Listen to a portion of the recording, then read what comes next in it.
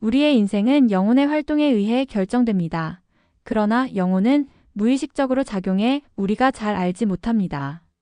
소공자의 강의는 우리의 잠자는 영혼을 깨어있는 삶으로 이끌어줍니다. 이렇게 이 강의는 많은 사람들의 영혼을 깨워줄 것입니다. 여러분의 좋아요와 구독 그리고 공유는 우리의 더 많은 이웃들이 생명의 삶, 영혼의 삶으로 깨어나는데 크나큰 도움이 될 것입니다. 감사합니다. 가정의 평화와 자신의 염려가 하나가 되어 사랑으로 가정을 이끈 가장은 더 이상 가정이 부담도 아니며 불만도 아니다. 다만 부족한 점을 보태고 메움으로써 가정의 행복을 가꾸어 나가는 데 심혈을 기울일 뿐이다. 그처럼 이 만물의 중심과 하나가 되어 자연의 평안을 얻은 사람은 우주의 사랑을 통해 만물을 품는다. 사람들은 흔히 세상으로부터 장애를 느끼고 불만을 가지며 두려움을 가진다. 그러나 최상승인은 만물로부터 풍요를 만들어내며 세상 속에 모두가 행복할 수 있는 평화를 구축해낸다. 사람들은 만물을 외면한 자기 속에서 자신과 남에게 아픔을 주는 무지를 저지르고 최상승인은 자연의 사랑을 통해 세상의 어려움을 감싼다. 최상승인의 품격은 어려움 속에서 오히려 길을 찾아내며 미움이 도리어 사랑이 되게 하며 지식이 곧 현실의 힘이게 하며 소유가 곧 생활의 풍요이게 한다. 중승인은 생활을 하기에 바쁘고 상승인은 생활을 넘어서기에 힘쓰며 최상승인은 생활을 통해 자연의 사랑과 행복을 가꾸어낸다. 중승인은 지혜를 부지런히 배워 익히기에 힘쓰고 상승인은 지혜를 터득하여 행하기에 노력하며 최상승인은 지혜가 곧 생활 자체가 되어 모두의 행복을 가꾸어낸다.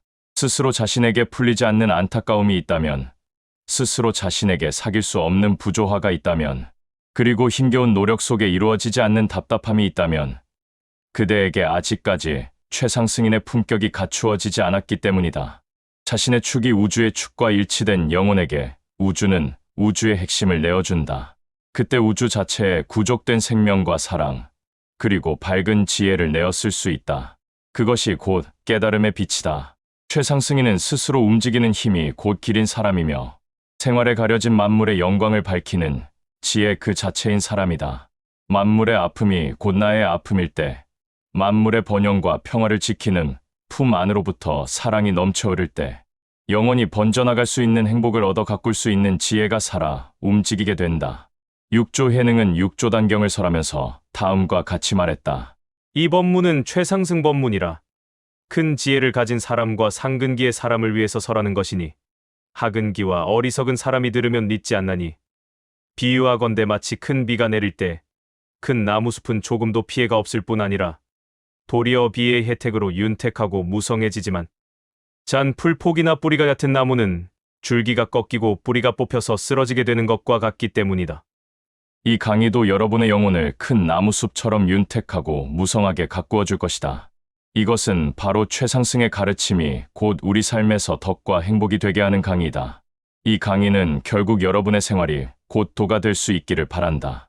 이 강의는 여러분의 영혼이 어려움과 혼돈을 이기고 세상 위에 우뚝 선 지혜가 되기를 바란다. 이 강의는 여러분의 기상이 곧 자신의 무지를 정벌하는 우주의 긍지가 되기를 바란다. 그리하여 하늘의 행복을 이 땅 위에 널리 스미게 함으로써 낮은 곳을 가꾸는 높은 영혼이기를 바란다. 여러분이 스스로 움직이는 힘을 통해 높은 곳에서 낮은 곳을 이루어내는 그런 삶을 엮어나간다면 여러분은 우주 자연이 주는 가장 커다란 보람과 삶의 충만함을 얻게 될 것이다. 육조단경과 해능, 직지인심에 빛나는 지혜. 석가모니 이래 가장 위대한 스승으로 불리는 육조 해능 밑에서 가장 많은 제자가 깨달음을 얻었다. 그는 오히려 석가모니를 능가하는 직지인심을 통해 제자를 가르쳤다. 우주의 축과 하나가 된 영혼, 그 영혼이 파악한 우주의 핵심, 그 핵심에 이른 영혼의 높은 격, 거기로부터 무지를 부수는 해능의 지혜는 수많은 사람을 깨달음에 들게 하였다. 해능은 일찍이 아버지를 여의고 나무를 해다 팔아서 어머니를 모시고 살았다. 그러던 어느 날 시장에서 어떤 사람이 읽는 금강경의 한 구절을 듣고 문득 마음이 크게 열린 바가 있었다. 글자라고는 전혀 배우지 못한 그였지만 그의 영혼은 금강경의 핵심을 파악할 수 있었던 것이다. 그는 즉시 금강경을 가르치는 오조 홍인대사를 찾아갔다. 부처가 되고자 찾아왔다는 해능에게 홍인대사가 대뜸 물었다. 너는 남쪽에 사는 무식한 사람인데 어떻게 부처가 될 수 있겠느냐? 그러자 해능이 대답했다. 사람은 남쪽 사람과 북쪽 사람이 있지만 마음의 본질이야 남북이 있겠습니까? 개능의 지혜가 드러나는 순간이었다. 그러나 홍인은 냉정하게 잘라 말했다. 밖에 나가서 다른 사람과 함께 일이나 하여라. 개능이 말했다. 자기 본래 마음이 항상 지혜를 내어 본래 자기의 성품을 떠나지 않으면 그것이 곧 복받친데 대사께서는 무슨 일을 하라고 하십니까? 홍인은 그 말에서 이미 해능이 큰 그릇임을 알았지만 다시 말했다. 이 무식한 작자가 제법 똑똑한 채 하는구나. 잔소리 말고 나가서 방 하나 찌어라. 개능은 스승이 방아를 찌으라는 의도를 알아차렸다. 개능은 즉시 물러나와서 방아를 찢고 장작을 패는 일을 했다. 개능은 한마디의 불평도 없었다. 품격을 갖춘 영혼은 스승의 축과 이미 하나가 되어 있었고 스승의 핵심을 파악할 수 있었던 것이다. 그렇게 해서 8개월이 흘러갔다. 그동안 해능은 자신의 그릇을 더욱 빛나게 닦아나갔다. 어느 날 홍인이 모든 제자를 모아놓고 자신이 얻은 경지를 개송으로 써오라고 말했다. 만약에 깨달음을 얻었다면 육조로 삼아서 대를 잇겠다고 했다. 그때 여러 제자 중에 신수라는 제자가 가장 뛰어나 많은 사람의 촉망을 받고 있었다. 다른 사람들은 모두 개송 짓는 것을 포기하고 신수가 개송을 지었다. 몸이 곧 진리의 나무라면 마음은 곧 밝은 거울의 틀이다. 때때로 부지런히 털고 닦아서 먼지와 때가 끼지 않게 하라. 신수는 아직 자연의 핵심에 도달하지 못하고 있었다. 그러나 홍인은 제자들에게 그 개송을 외우게 하였다. 그리고 신수를 불러 아직 깨달음을 얻은 견해가 아님을 일러주고 다시 개송을 써오라고 하였다. 그러나 신수는 마음만 불안해질 뿐이었다. 그때 해능이 그 개송을 듣고 답송을 지었다. 진리는 본래 나무가 아니고 밝은 거울 또한 틀이 아니다. 본래 한 물건도 없거늘 어느 곳에 먼지와 티끌이 일어나겠는가? 그러자 사람들이 모두 놀라서 수군거렸다. 그때 홍인이 나와 그것을 보고는 다른 사람이 해능을 해칠 것을 염려하여 이것도 견성을 못한 글이다라고 말하면서 대중들을 흩어지게 하였다. 그 이튿날 홍인은 해능이 일하는 방앗간으로 찾아가서 물었다. 쌀을 다 찌었느냐? 쌀은 찌은 지 오래되었으나 아직 키지를 못하였습니다. 홍인이 지팡이로 땅을 3번 치고 갔다. 삼경에 오라는 뜻이었다. 해능이 밤중에 홍인을 찾아가자 홍인대사가 금강경을 설명해 주었다. 해능은 금강경의 다음 구절을 듣고 크게 깨달았다. 마땅히 머무는 바 없이 마음을 내었으라. 그래서 홍인은 그 자리에서 해능에게 의발을 전수하고 육조로 삼았다. 그리고 홍인은 그날 밤 해능을 다른 곳으로 피신시켰다. 남의 해침으로부터 보호하기 위해서였다. 그로부터 15년 동안 해능은 숨어 지내면서 갖은 어려움과 고난을 다 겪었다.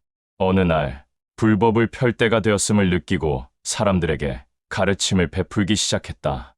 그가 설하는 최상승 지혜는 사람들의 의심과 문제를 낱낱이 파헤쳐 밝은 길을 제시해 주었다. 그때부터 제자들이 구름처럼 모여들었다. 그때 사람들의 장애에 맞게 일러준 법문을 묶은 책이 바로 육조단경이다. 중국의 선종은 육조 해능으로부터 크게 발전해 나아갔다. 육조단경 속에 빛나는 최상승의 가르침은 오늘을 사는 현대인들에게 인간이 누릴 수 있는 가장 찬란하고 풍요로운 우주의 행복을 가져다 줄 것이다. 도마복음, 스승이 수제자에게만 전하는 비밀. 도마는 예수의 12제자 중 한 사람으로만 알려져 있을 뿐 그에 대한 아무런 기록도 전해지지 않는다. 다만 도마가 기록했다는 도마복음만이 전해 내려오고 있을 뿐이다. 그러나 이것도 기독교 세계에서는 복음서로 인정받지 못하여 이단의 금서로 여겨지고 있다. 그것은 도마복음의 내용에 다른 복음서들에서는 볼 수 없는 예수의 말이 들어있기 때문이다. 도마복음 중에는 상식적으로 이해할 수 없는 내용이 많다. 그러나 이 복음서는 사람의 손에 의해 걸러지지 않은 예수의 가르침이 그대로 기록되어 있다. 도마복음은 다음과 같은 말로 시작된다. 이것은 살아계신 자 예수가 말했고 디dy무스 유다 도마가 기록한 비밀의 말씀들이다. 어느 종교에나 비밀 경전이 존재하게 마련이다. 그것은 스승을 통해 전해지는 우주의 정수를 알아들을 수 있는 제자와 그렇지 못한 제자가 있기 때문이다. 예수의 제자 중에 그래도 예수가 최상승의 가르침을 말할 수 있었던 유일한 제자가 도마였다. 그러므로 도마만이 보통 사람들의 품격으로는 알아들을 수 없는 최상승의 가르침을 기록해 남길 수 있었다. 예수는 도마에게만 진정으로 하늘나라에 이르는 길에 대한 핵심을 격에 없이 일러줄 수 있었다. 그러므로 그 언어는 때로는 난해하고 때로는 모순처럼 보이기도 하고 때로는 과격하게 보이기도 한다. 그러나 도마는 그 속에 담긴 가르침의 핵심을 알아들을 수 있었다.